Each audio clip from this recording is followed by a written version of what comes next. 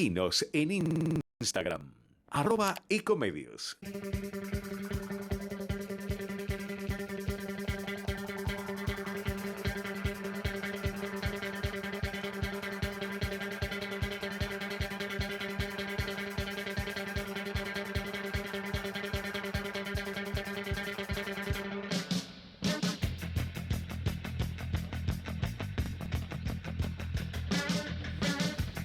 Hola, bienvenidos, bienvenidas. Aquí comienza una nueva emisión de este Rosca y Casta en una tarde, te diría, muy fría aquí en la ciudad de Buenos Aires.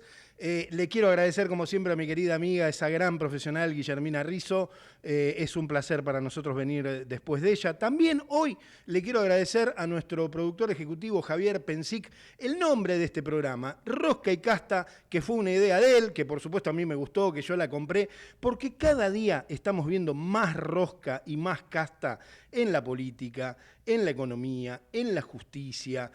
Lo que pasó este fin de semana en el Tedeum, el presidente de la Nación, Javier Milei, dejando a la vicepresidenta de la Nación, Victoria Villarruel, y también a Jorge Macri, extendiéndole la mano e ignorándolo de una manera alevosa. Lo que ha sucedido luego, que van juntos en la provincia de Buenos Aires. No solamente hay que hacer un análisis ahí, también hay que hacer un análisis de lo que va a suceder en el Congreso. Hoy vamos a estar hablando con una diputada nacional, vamos a estar hablando con un economista, vamos a estar hablando con un abogado especialista en el mercado laboral, en las leyes laborales, por lo que está sucediendo también con un DNU que ha sacado el presidente de la Nación y su equipo. Y también te vamos a contar, hay elecciones en el Consejo de Ciencias Económicas. Todo eso aquí hasta las 19. Yo te prometo que va a entrar todo, pero por eso ya me callo y nos presentamos en sociedad. Ahorra todos los días con la tarjeta Soy Tigre. Más de 500 comercios adheridos que ofrecen descuentos en farmacias, supermercados, restaurantes, útiles escolares, salidas y mucho más. Usala para lo que necesites en todas las localidades del distrito. Descarga la app, tramitala gratis y empezá a disfrutar todos los beneficios que tiene para vos. Tarjeta Soy Tigre. Descubrí cuánto podés ahorrar. Tigre, municipio.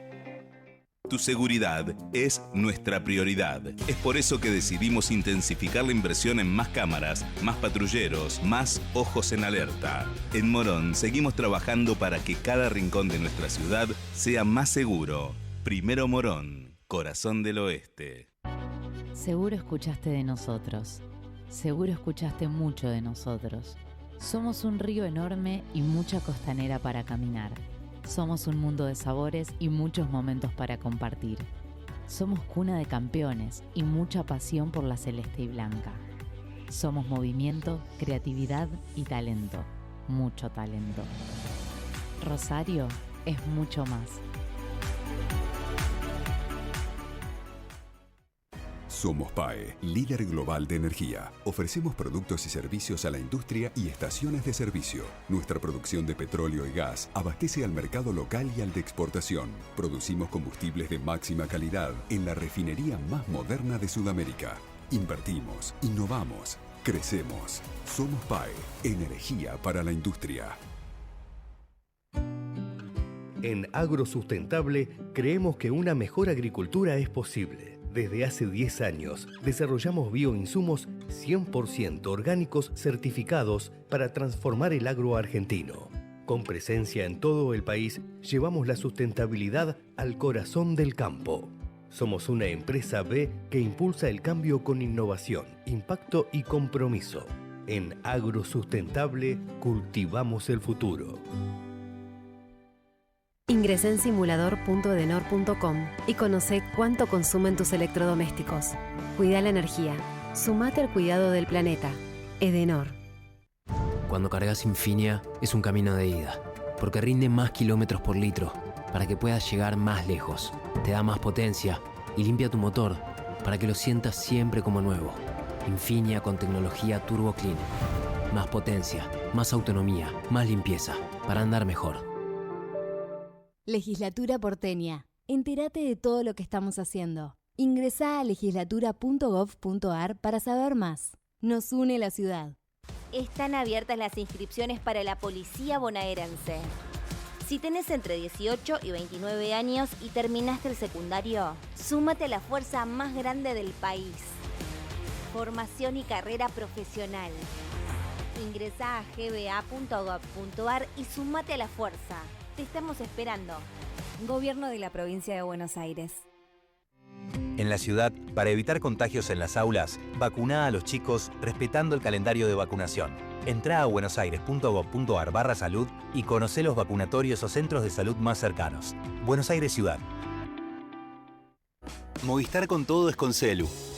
Con Movistar Fibra. Con Movistar TV y con toda la música en el Movistar Arena. Tus conexiones con todo. Tu vida con todo. Movistar con todo. Más información en www.movistar.com.ar. Si la plata no te alcanza y vos tampoco la ves, escuchá Rosca y Casta, la mejor forma de enterarte lo que pasa en la actualidad. Y no te cobramos nada.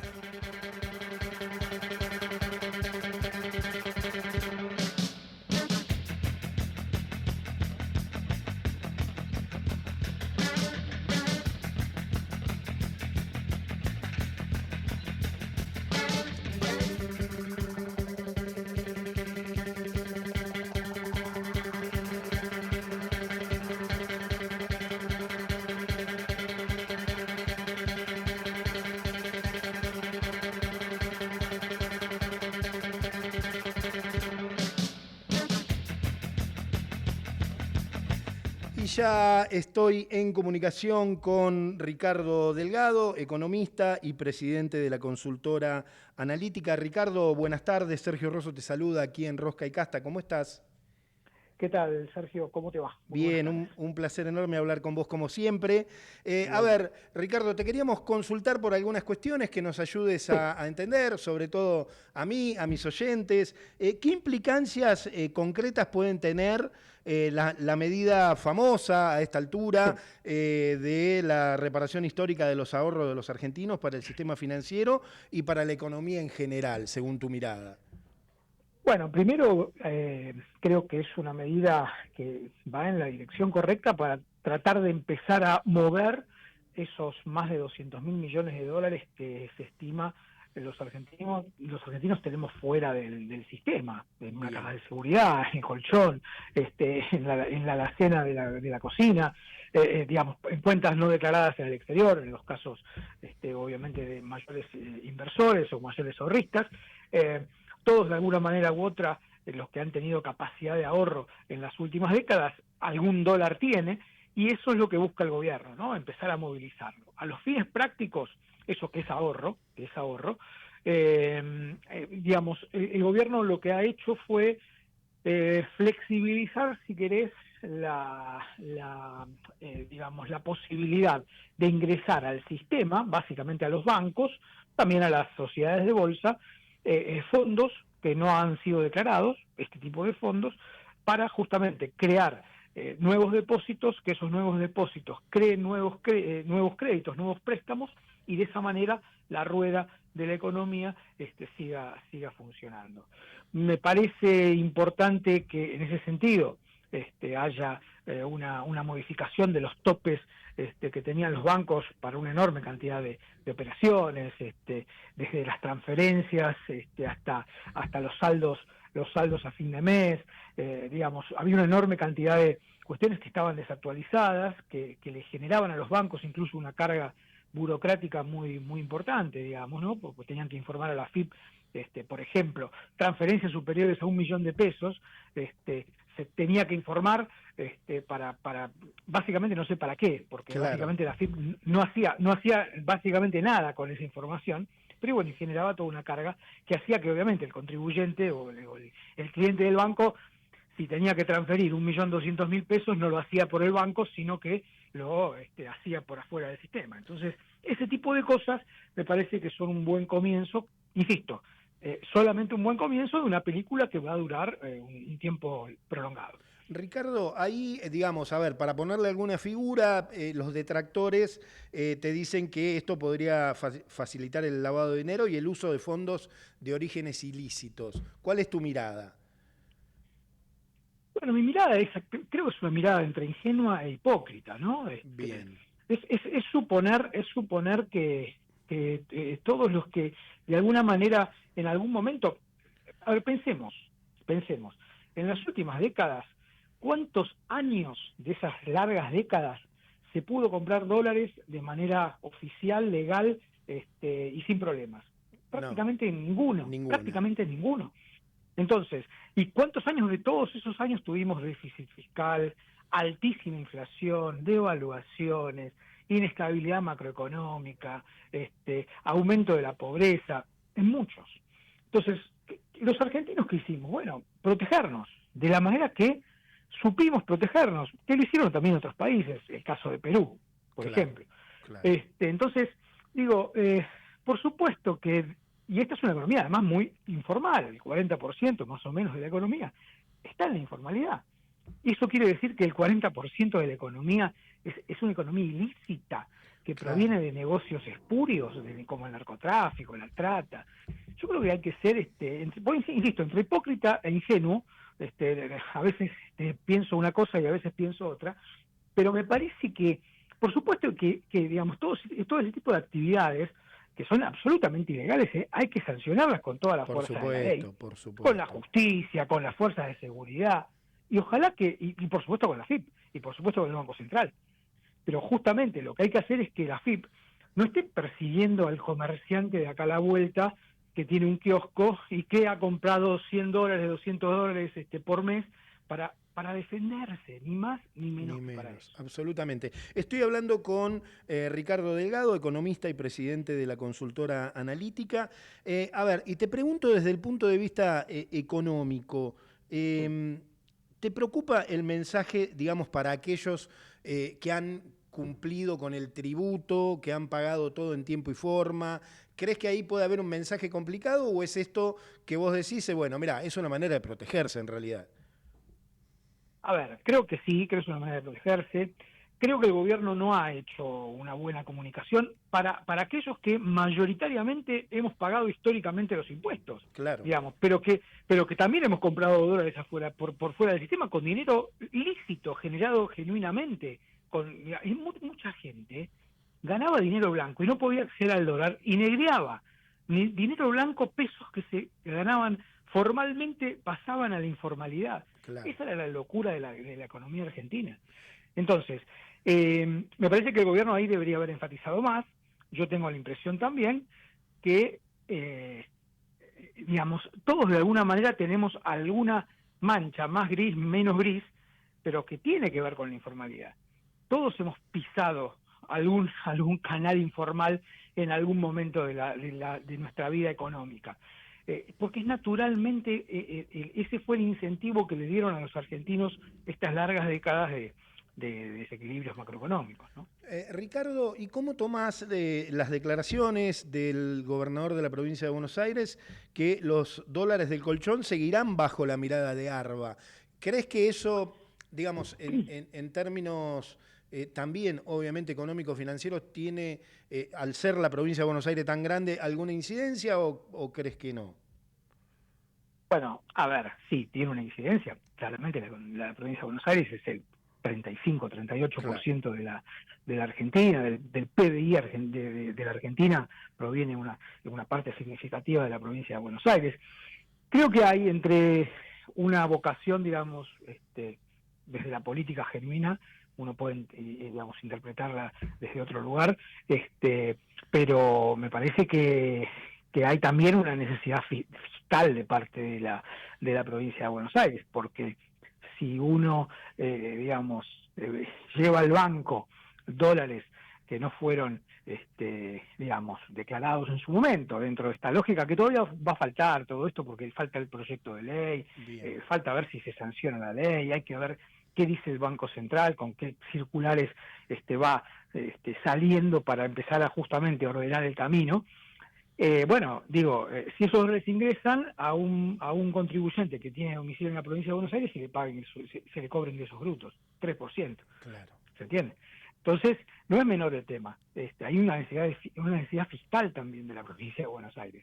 Entonces, yo creo que es uno de los puntos que se plantea desde el gobierno. Bueno, provincias, gobernadores, porque al final del día esta es una norma que va a las provincias, porque somos un Estado federal, y las provincias en las colocaciones o en las operaciones financieras cobran ingresos brutos, algunas más, otras menos, depende de la provincia de Buenos Aires cobra el 3%. Bien, es innegable que el gobierno sigue teniendo un problema de dólares. Hoy, por ejemplo, por citar uno, el diario Clarín titula: con las reservas en rojo lanzan un bono para conseguir 1.000 millones de pesos. Te quiero preguntar, millones de dólares, perdón. Sí. Te quiero preguntar sobre este bono y si lo del colchón crees que puede ser representativo para el gobierno en términos de recaudación para reservas. Bueno, a ver, al final del día, si los dólares ingresan al sistema, una parte de eso, porque hay encajes, lo que se conocen como encajes, una porción no se puede prestar de los dólares en los depósitos que tienen los bancos o que tendrían los bancos a partir de este nuevo régimen. Pero como te decía antes, esto va a tardar. O sea, desde el punto de vista del corto plazo no veo cambios sustanciales en el nivel de reservas producto de este nuevo régimen. Con relación al bono, bueno, hay una meta que hay que cumplir. El 15 de junio el gobierno necesita mostrarle al fondo el cumplimiento de varias metas, una de las cuales es la meta de acumulación de reservas, lo que llaman reservas netas. Bien. ¿Sí? Que está lejos, claramente está como a 6.000 millones de dólares de poder cumplirla. Con lo cual, este bono, que es un bono pensado, es un bono que se emite, en pesos, es un bono en pesos que se suscribe con dólares, o sea, para comprar el bono hay que entrar divisas, por eso esos 1.000 millones que el gobierno seguramente los va a colocar.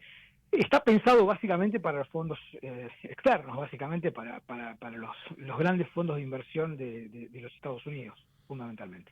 Y ese me parece que es el esquema, que hay una suerte de préstamo para que ingresen dólares y el gobierno pueda mostrar cierta mejoría en las reservas netas, que como decíamos antes, está lejos. Bien. ¿Te preocupa que no pueda cumplir con esa meta? ¿Crees que debería haber algún otro acuerdo con el fondo? Este fin de semana reapareció la expresidenta Cristina Fernández hablando de un default no muy lejano que veía ella. ¿Qué análisis haces? Bueno, siempre es bueno acumular reservas y siempre es bueno acumular reservas de la manera más genuina posible, que son básicamente aumentando las exportaciones. Ahí está uno de los, creo yo, de las patas más sensibles de este esquema, ¿no? Que se le hace muy difícil generar dólares genuinos. Y esto es un tema, porque si vamos a estar pidiendo crédito para cumplir con metas, para el fondo, para quien fuere, o para mostrar fortaleza sobre las reservas, los préstamos, la verdad que son préstamos que hay que devolver, claro, su nombre lo indica. Totalmente. Entonces, lo mejor es que los países acumulen dólares, insisto, exportando más, cosa que no está pasando. La verdad que los números de balanza comercial en particular y de exportaciones están realmente mostrando un estancamiento preocupante. Y eso es parte, creo yo, más allá de un corto plazo que desde lo financiero creo que el gobierno lo va a atravesar sin mayores problemas y con índices de inflación seguramente a la baja. Bueno, ahí hay una luz amarilla que hay que empezar a ver justamente para evitar problemas, ¿no? Porque estos esquemas, si no terminan generando dólares, al final del camino no terminan bien. Estoy hablando con Ricardo Delgado, economista y presidente de la consultora Analítica. Es muy interesante lo que me estás contando, te estoy escuchando atentamente. Estamos a, no sé si el número es exacto, pero unos 40 días de un desembolso, a 40 días de un desembolso del FMI de 12.000 millones de dólares. Bueno, y tenemos este problema con las reservas. Digo, ¿en qué se están usando los dólares? ¿En anclar el tipo de cambio? Bueno, porque el gobierno, sí, claramente hay una necesidad de bajar la inflación. Para eso hay que devaluar poco, hay que llevar el dólar lo más abajo que se pueda. Por eso dentro de la banda el Banco Central no interviene, ha tomado la decisión de no intervenir. Y las reservas no crecen básicamente porque, y de hecho están cayendo, porque se están pagando vencimientos de deuda, básicamente. Bien. Entonces, y además porque las importaciones siguen a un ritmo bastante interesante que tiene que ver con la necesidad también del gobierno de mostrar actividad económica, ¿no? Entonces, de vuelta, como siempre, esto es una frazada corta, Claro. hay reglas básicas que hay que cumplir.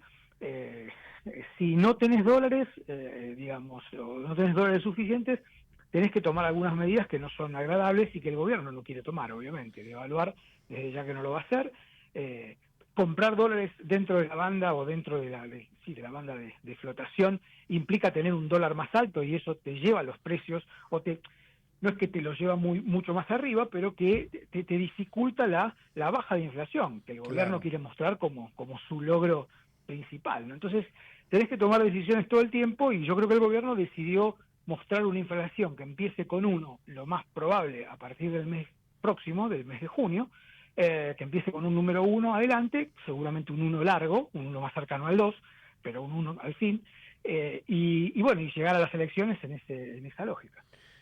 Ricardo, me gusta hablar con vos porque me ayudás a entender un montón de cuestiones. Hay otro tema, hay otro punto de controversia que es si este bono agranda la deuda. Caputo jura y perjura que no, pero bueno, tenés otros economistas que dicen que sí. ¿Cuál es la realidad? Bueno, a ver, es nueva deuda, definitivamente es nueva deuda. O sea, no veo razones para pensar otra cosa, digamos, ¿no?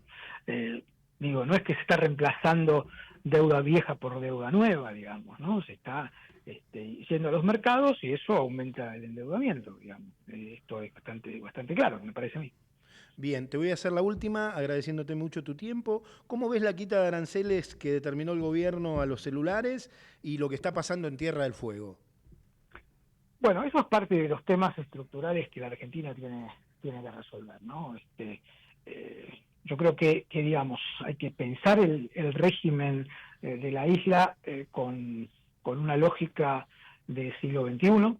Es un régimen de los años 70, pensado en otra realidad geopolítica y geoeconómica, si querés, de la globalización. No había globalización, y hoy me parece que hay que darle otro contenido.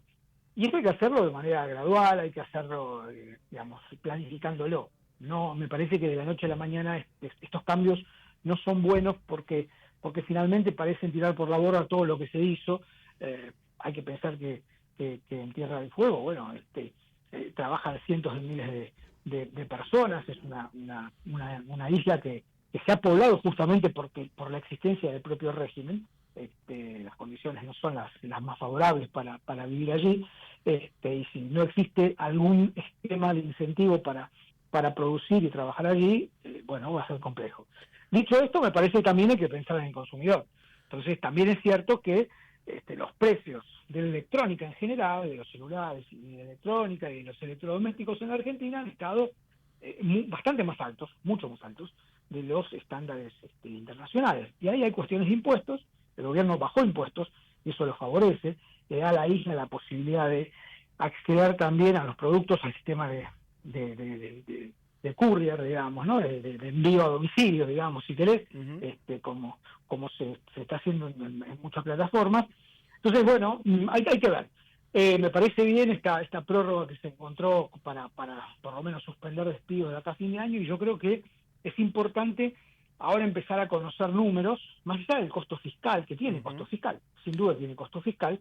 Es importante empezar a trabajar sobre las cuestiones más productivas, más socioeconómicas, de la necesidad o no de contar con un régimen especial en ese particular lugar del fin del mundo, ¿no? Porque finalmente es parte de nuestro territorio, pero en una zona realmente geográficamente bastante inhóspita. Ricardo, ¿y la industria electrónica podría funcionar sin esta asistencia, según tu mirada, según tu análisis? Bueno, a ver, es complejo porque buena parte de lo que se produce en la isla son kits que vienen de afuera y que se ensamblan, digamos. ¿no? Entonces, bueno, toda esta discusión del valor agregado, que finalmente ese valor es el salario de los trabajadores al final del día, Claro. la ganancia empresarial y por supuesto también los impuestos, ¿no? Que no son menores. Entonces, digo, esta es la discusión que tenemos que dar. Yo creo que esa es la discusión que tenemos que dar. Quizá toda la gama no, pero quizá hay partes, no soy un especialista en el tema, que se pueda seguir produciendo, sin duda. Yo creo que hay que encontrarle salida a regímenes de protección que fueron pensados en otra realidad económica mundial, ¿no? Y eso me parece que es relevante también. Ricardo, te agradezco muchísimo tu tiempo y la comunicación aquí con Rosca y Casta. Ha sido un gusto. Te mando un abrazo. Para nosotros también, Ricardo Delgado, economista y presidente de la consultora analítica, aquí en Rosca y Casta.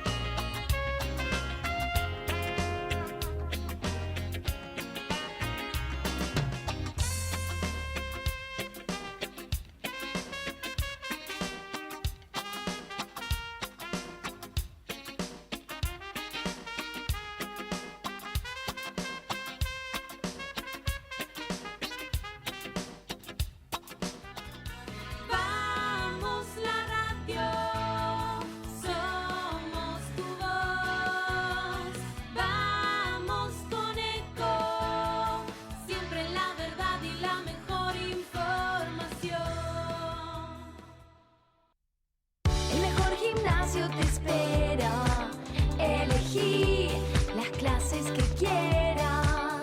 En UNFIS vamos a cuidarte. En UNFIS venimos a encontrarte. Informate en ecomedios.com. Seguinos en Facebook, Ecomedios Live. Rosca y Casta, porque las leyes que vienen se deciden en las urnas. No importa quién mande, acá mandamos la posta. Seguro escuchaste de nosotros. Seguro escuchaste mucho de nosotros. Somos un río enorme y mucha costanera para caminar. Somos un mundo de sabores y muchos momentos para compartir. Somos cuna de campeones y mucha pasión por la celeste y blanca. Somos movimiento, creatividad y talento. Mucho talento. Rosario es mucho más.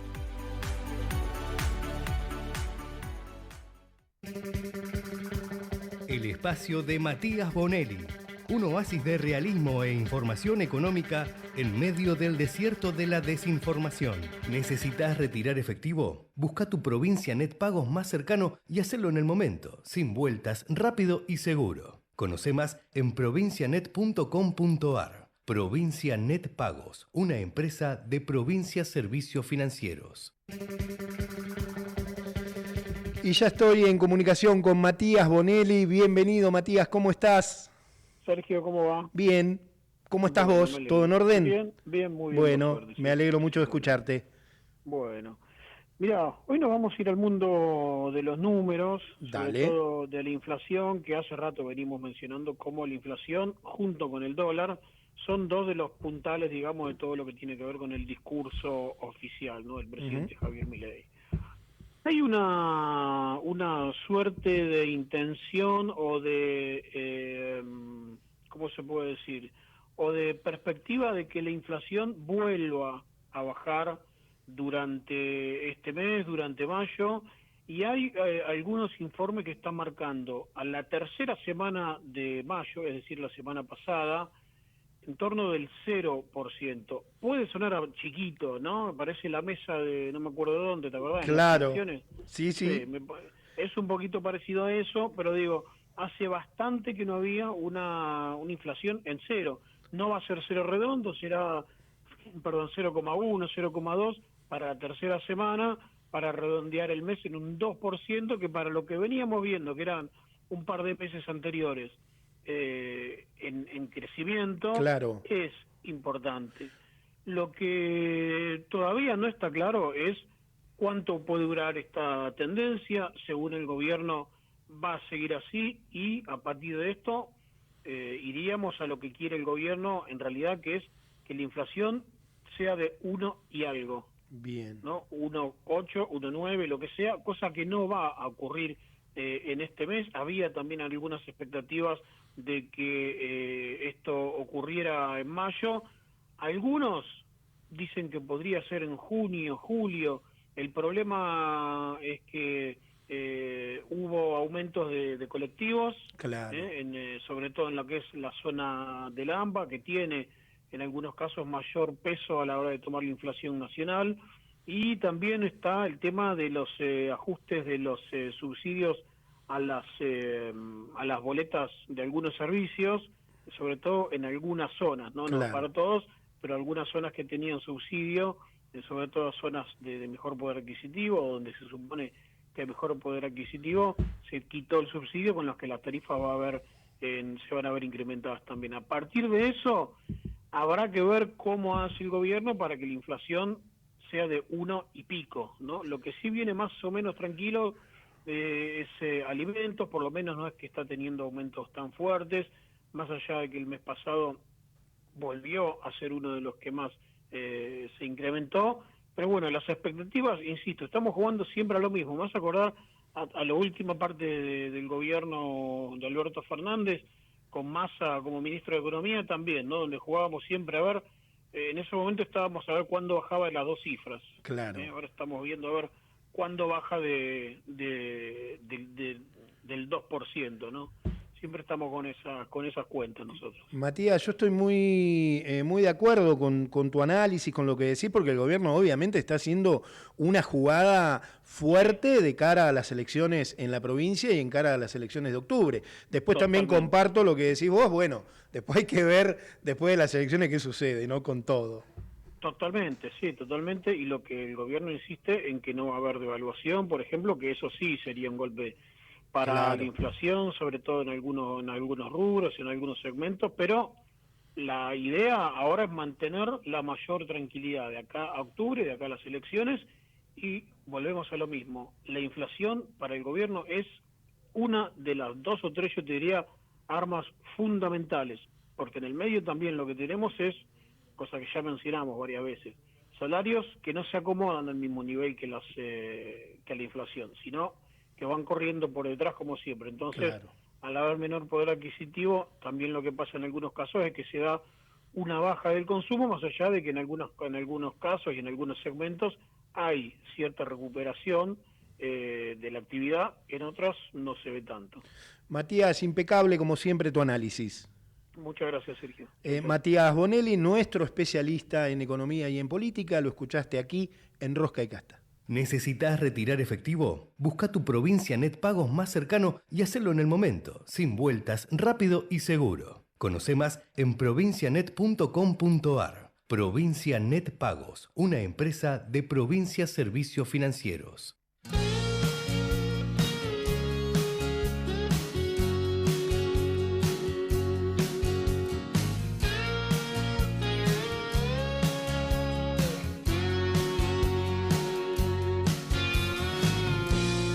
Pasan las horas, se pasan los días,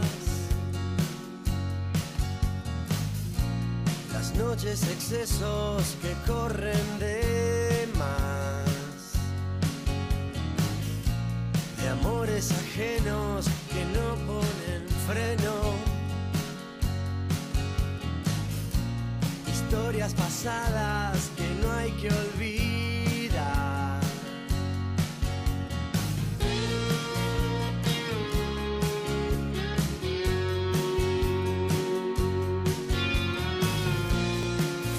Sereno, tu vago nocturno,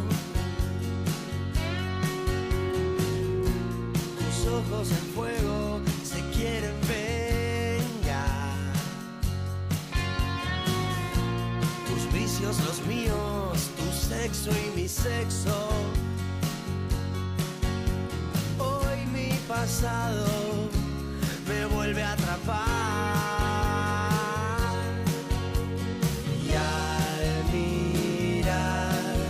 Estrellas,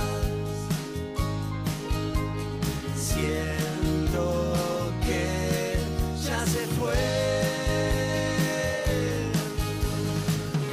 Un error, otro error, no aprendí la lección.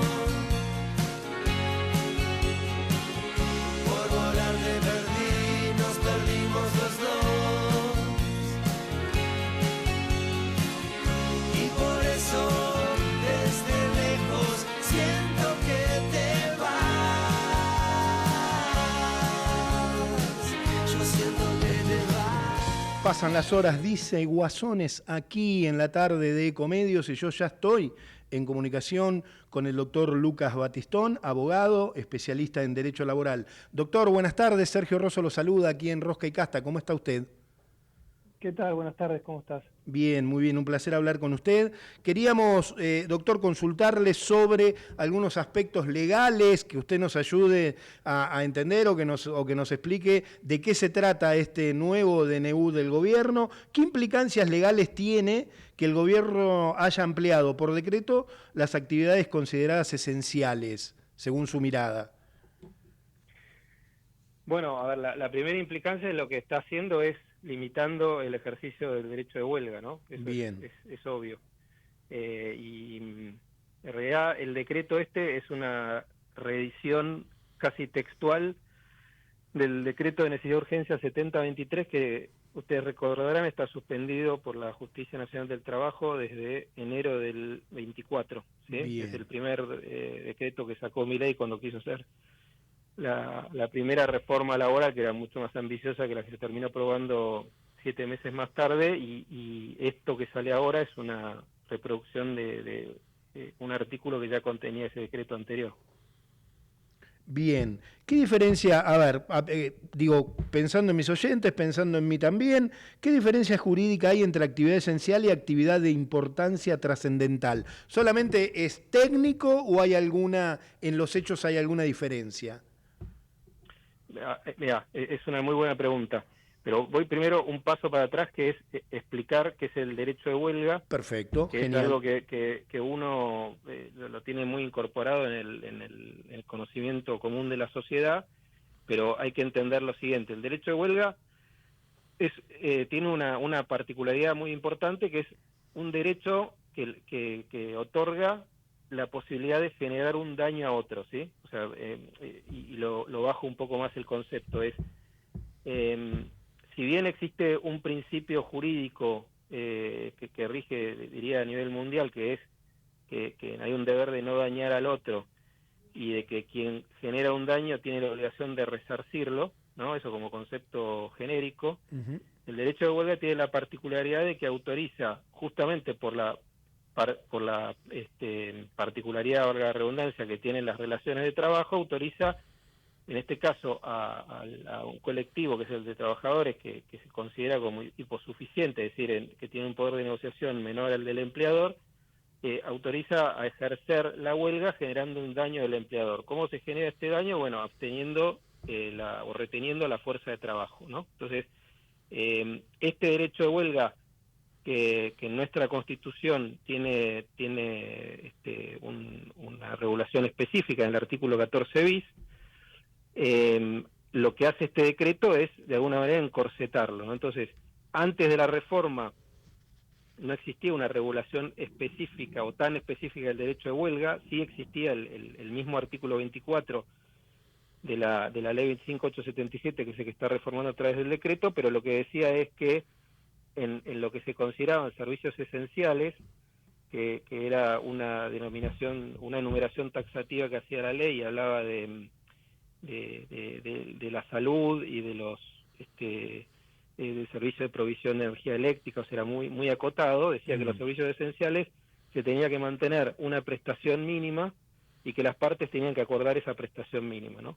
Ahora lo que hace este decreto es no solamente ampliar la cantidad de actividades esenciales, que antes eran estas poquitas que enumeré, y ahora el decreto lo extiende a muchas otras, sino que además ahora también introduce un concepto nuevo, que es el de las actividades de importancia trascendental, que son otras muchas actividades distintas a los servicios esenciales, donde lo que dice la norma es que si se ejerce el derecho de huelga en esas actividades de importancia trascendental, se tiene que mantener una prestación mínima del 50%, y en el caso de los de servicios esenciales del 75%. Entonces, todo esto que genera, lo que genera es que, como decía al principio, que ese derecho a dañar que tiene el empleado al empleador, ¿no?, como factor de negociación, se acota muchísimo, ¿no? Porque no es lo mismo el impacto que puede tener una huelga si yo corto totalmente el servicio o la prestación, donde el impacto será muy grande. Así la ley me dice que yo lo máximo que puedo hacer es recortarlo en un 25 o en un 50% según sea considerado una actividad esencial o de importancia trascendental. Bien, es decir, entonces, si es una actividad esencial, la prestación mínima debería ser, según el DNU, del 75%, y si es una actividad de importancia trascendental, del 50%. ¿Entendí bien? Correcto. Bien. Claramente, como usted decía al principio, doctor, bueno, obviamente va contra el derecho a huelga. Sí, a ver, lo que hace es limitar el impacto, ¿no? Y hay toda una capaz es largo de explicar, pero para sintetizarlo, hay toda una discusión inmensa en la doctrina de si se debe regular específicamente el derecho de huelga o no, ¿no? Y hay dictámenes de la Organización Internacional del Trabajo, y obviamente atrás de esto hay un interés económico muy grande, ¿no? De hecho, fíjate lo siguiente, curiosamente, la Organización Internacional del Trabajo, que es el organismo internacional que regula todas las cuestiones del trabajo y donde la mayoría de los países del mundo adhieren, ¿no? Lo que nosotros conocemos como los convenios de la OIT, no sé, convenio 87 de libertad sindical, el 98 de negociación colectiva, o sea, son todas normas internacionales que los países van ratificando y adhieren. Digo, curiosamente, la Organización Internacional del Trabajo no tiene ningún convenio sobre la huelga, ¿no? Ninguno. O sea, esto, si bien es un derecho que está admitido a nivel mundial, fíjate que el órgano internacional más importante de legislación laboral no tiene regulado ningún convenio del derecho a huelga. ¿Y esto por qué es? Bueno, claramente es porque por estos intereses que yo decía antes, donde como la OIT es un órgano que está compuesto de manera tripartita, es decir, están por un lado los estados, por otro lado una representación de los trabajadores y otra representación de los empleadores, ha existido siempre una resistencia del sector empleador a admitir que se establezca una regulación mínima del derecho de huelga, ¿no? Entonces, este derecho que no tiene una regulación internacional específica, al menos de la OIT, pero sí de otras normas, por ejemplo, que adherió Argentina, como el Pacto Internacional de Derechos Económicos, Sociales y Culturales, en algunos países tiene una regulación más laxa y en otros más estricta. Acá, con este DNU se va a una regulación que lo que busca es encorsetar el poder de daño que puede generar una huelga. Bien, doctor, la CGT presentó un amparo contra el límite a huelga. ¿Qué cree que puede suceder en la justicia? ¿Hay algún antecedente en nuestro país? Bueno, a ver, respecto del amparo que presenta la CGT, yo tengo una posición que quizás no es la mayoritaria, y es que yo creo que, en rigor de verdad, como la CGT no representa al total de colectivo de trabajadores, porque si bien es una organización gremial de tercer grado, representaría al colectivo de trabajadores que están representados por los gremios que son parte de la CGT, ¿no? Y hay gremios que no son parte de la CGT, por ejemplo están en otra vertiente, en la CTA, claro. o los trabajadores que no están convencionados. Con lo cual, desde mi punto de vista, aun cuando el amparo tuviera una recepción favorable, yo pienso que ese fallo no debería tener aplicación a todo el país, ¿sí? En todo caso, debería aplicarse de manera favorable, si fuera que claro. Juzgado ese lugar, al colectivo de trabajadores representado por la CGT. Ahora, esto que yo digo es quizás un tecnicismo, una posición medio minoritaria, porque de hecho cuando la CGT hizo el amparo pidiendo la inconstitucionalidad del DNU 7024, la Cámara del Trabajo, cuando dictó la sentencia, esta cuestión de representatividad de la CGT no la atendió, y en los hechos esa sentencia que dispuso la suspensión del capítulo laboral del decreto 7023, en los hechos se terminó aplicando de manera indiscriminada y no se atendió a esto que comentaba anteriormente. Doctor, clarísimo como siempre, le agradezco mucho la comunicación con Rosca y Casta y sobre todo por ayudarnos a entender y saber las implicancias legales que tiene o que puede llegar a tener el decreto. Bueno, muchas gracias por el llamado, espero que estén bien. Lucas Batistón, abogado especialista en Derecho Laboral, socio de PASVA Abogados, aquí en Rosca y Casta. En la ciudad, para evitar contagios en las aulas, vacuná a los chicos respetando el calendario de vacunación. Entrá a buenosaires.gov.ar/salud y conocé los vacunatorios o centros de salud más cercanos. Buenos Aires Ciudad. Ahorra todos los días con la tarjeta Soy Tigre. Más de 500 comercios adheridos que ofrecen descuentos en farmacias, supermercados, restaurantes, útiles escolares, salidas y mucho más. Usala para lo que necesites en todas las localidades del distrito. Descarga la app, tramitala gratis y empezá a disfrutar todos los beneficios que tiene para vos. Tarjeta Soy Tigre. Descubrí cuánto podés ahorrar. Tigre, municipio. Seguro escuchaste de nosotros. Seguro escuchaste mucho de nosotros. Somos un río enorme y mucha costanera para caminar. Somos un mundo de sabores y muchos momentos para compartir. Somos cuna de campeones y mucha pasión por la celeste y blanca. Somos movimiento, creatividad y talento. Mucho talento. Rosario es mucho más. Somos PAE, líder global de energía. Ofrecemos productos y servicios a la industria y estaciones de servicio. Nuestra producción de petróleo y gas abastece al mercado local y al de exportación. Producimos combustibles de máxima calidad en la refinería más moderna de Sudamérica. Invertimos, innovamos, crecemos. Somos PAE, energía para la industria. Ingresá en simulador.edenor.com y conocé cuánto consumen tus electrodomésticos. Cuida la energía. Sumate al cuidado del planeta. Edenor.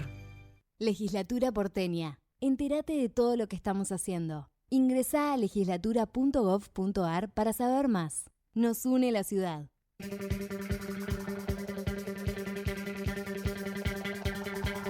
Ya estoy en comunicación con el doctor Roberto De Stefano, candidato a presidente del Consejo Profesional de Ciencias Económicas por la lista violeta. La profesión avanza. Doctor, buenas tardes. Sergio Rosso lo saluda aquí en Rosca y Casta. ¿Cómo está? Hola, buenas tardes, Sergio. Encantado de escucharte y gracias por la nota que estamos haciendo. No, un placer para nosotros. Siempre nos interesa lo que pasa en todos los consejos, en todos los colegios. ¿Cuál es el diagnóstico, doctor, que hace sobre la actual situación del Consejo Profesional de Ciencias Económicas de la Ciudad Autónoma de Buenos Aires antes de estas elecciones tan importantes? Bueno, mira, el Consejo Profesional de Ciencias Económicas tiene varias características muy fuertes, que es, el primero de todo, que está sobredimensionado en estructura, ¿sí? La pandemia dividió claramente la nueva era y la vieja era, por decirlo de alguna manera, en todos los sentidos. La sociedad actúa distinto y el Consejo lo encontró al Consejo con 11 inmuebles, de los cuales 5 son edificios completos que están prácticamente vacíos, con 530 empleados y una pérdida en el balance último de 4.000 millones de pesos. Evidentemente hay una sobredimensión terrible de estructura y por otro lado tiene poco valor social en la sociedad. Todo ese capital no tiene una devolución en la sociedad de ser visto como una institución de prestigio para la sociedad toda, ¿no? Con lo cual sí. No, discúlpeme, por favor, continúe usted. No, con lo cual encontramos como primera medida, digamos, que con un balance deficitario, con 11 inmuebles, de los cuales, como te dije, 5 son edificios, y con 535 empleados, está clarísimo que hay que actuar con un bisturí, ¿no? Hay que entrar y hay que actuar con un bisturí. Lo primero que tenemos que hacer es ir a déficit cero, porque no podemos seguir soportando pérdidas de 4.000 millones de pesos. Es tremendo ese número. ¿Quién o quiénes son responsables de ese déficit acumulado? Mira, la gestión oficialista en este momento está llevada a cabo por una colega que se llama Gabriela Russo, que depende políticamente o tiene una línea política con Lustó, Jacobiti, y principalmente, o sea, están muy relacionados con la UBA y la Facultad de Ciencias Económicas, y a partir del año 19, que ellos ganaron el oficialismo en el Consejo, transformaron el Consejo precisamente en esto, ¿no? En una, digamos, caja política, por decirlo de alguna manera, con lo cual es deficitario, como te decía, tiene una cantidad muchísima, muy grande de empleados y asesores, y realmente los contadores que contribuimos con el sostenimiento de esta institución y por supuesto las empresas, porque vos sabés, Sergio, que cuando uno como profesional en ciencias económicas firma un balance, hace una certificación de ingreso o cualquier documentación profesional, eso va al Consejo para que el Consejo legalice la firma. Bueno, esa legalización de firma, el Consejo tiene obviamente el monopolio del valor. Con lo cual, si tiene muchos gastos y no le alcanzan los números, lo único que tiene que hacer es aumentar el arancel que se le cobra a las empresas. Entonces, las empresas terminan pagando la inoperancia o la ineficiencia de una institución. Porque, como digo yo, si el balance de una ferretería le cobra 17.000 pesos, ¿por qué a una empresa pyme grande le cobra 1 millón de pesos? Si el trabajo que hace el Consejo para la empresa es el mismo, legaliza la firma del contador. Con lo cual, digamos, al no haber una restricción del gasto y tener el monopolio de fijar el arancel, cada vez las empresas pagan más. Bien, doctor, usted hablaba al principio, hacía un diagnóstico, hablaba de bisturí, digamos, ¿en qué consiste eso? ¿Está de acuerdo con una auditoría, entiendo, y ve potable una eventual reducción de la planta o en qué se pondría ese bisturí del que usted habla? Mira, por supuesto que desde afuera se puede hacer un diagnóstico, pero evidentemente hay que estar adentro para terminar de cerrar ese diagnóstico, ¿no? Hoy lo que se ve es lo que te conté. Por supuesto que me parece excesivo a 500 empleados, con lo cual hay que ver bien quiénes trabajan y quién no. Hoy, con el día de que todo el mundo trabaja o mucha gente trabaja home office, cuando vos ves las sillas vacías, que yo lo hice caminando el Consejo y preguntando si ahí trabaja gente, me dicen que sí, pero es home office. Con lo cual no sabés si realmente trabajan home office o es un ñoqui que no viene nunca. Claro. Eso, entonces hay que entrar, hay que hacer una buena auditoría de control interno, verificar qué función cumple cada uno y en función de eso ver las necesidades que tenemos para los nuevos servicios que vamos a implementar, que van a ser muchos y muy sensibles, aprovechando la inteligencia artificial, aprovechando la tokenización, aprovechando un montón de herramientas que hoy existen y que el Consejo quedó vetusto en ese sentido porque te sigue pegando una olea en la documentación contable como si fuese un sello diciendo que esto está firmado por un profesional. Hoy hay métodos mucho más modernos de demostrar, como digo yo, ¿no? O sea, vos para el banco podés hacer una transferencia, en el caso mío no muy grande, pero en el caso de muchas empresas, transferencias enormes de dinero, y lo haces solamente con un token y con un control, con lo cual más aún una firma de un profesional, para firmar automáticamente. Estoy hablando con el doctor Roberto De Stefano, candidato a presidente del Consejo Profesional de Ciencias Económicas. Le hago la última, doctor. ¿Qué mensaje le gustaría dejar a los matriculados que todavía están indecisos sobre si ir a votar o no? Mira, en primer lugar, nosotros somos representantes, o yo represento en este momento, lidero la lista violeta, ¿sí?, que se llama como agrupación La Profesión Avanza, obviamente que tiene un lineamiento o un concepto ideológico que está muy relacionado con el gobierno nacional. No dependemos del gobierno nacional, somos independientes, pero sí entendemos que tenemos que usar, yo dije bisturí para no usar la palabra motosierra, pero la realidad es que tenemos que ser muy quirúrgicos en lo que vamos a hacer y tenemos que hacer un relevamiento. El mensaje es, somos 50.000 matriculados en la ciudad de Buenos Aires, de los cuales habitualmente votan entre 15 y 18.000.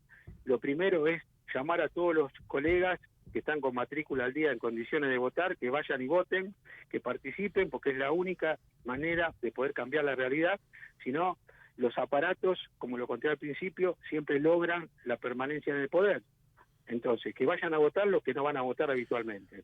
Bien, y todos traten de votar la lista violeta, que es la que va a representar los valores de un consejo, institución, chiquito en cuanto a estructura y grande en cuanto a pesamiento. Nosotros queremos transformar el consejo en la usina del conocimiento de las ciencias económicas y hacer una verdadera defensa de las incumbencias. Doctor, le deseamos mucha suerte en las elecciones y le agradecemos mucho su participación aquí en Rosca y Casta. Muchísimas gracias, Sergio. Saludo a toda tu audiencia.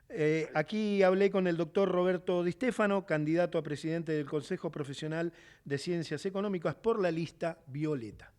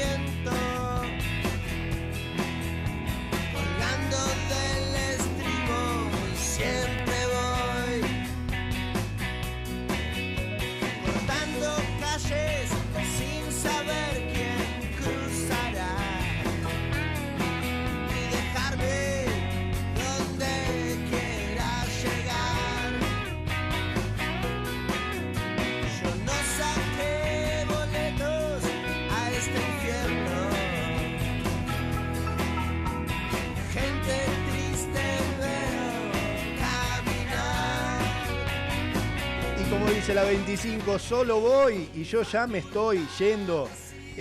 Yo quiero presentar a este gran equipo en la producción ejecutiva Javier Pensic, en la producción periodística Matías Hurtak, en la operación el gran Gerardo Subirana y en la edición Javier Martínez, quien te habla Sergio Rosso. Nosotros nos volvemos a encontrar el próximo martes aquí a las 18, pero vos quédate en la radio.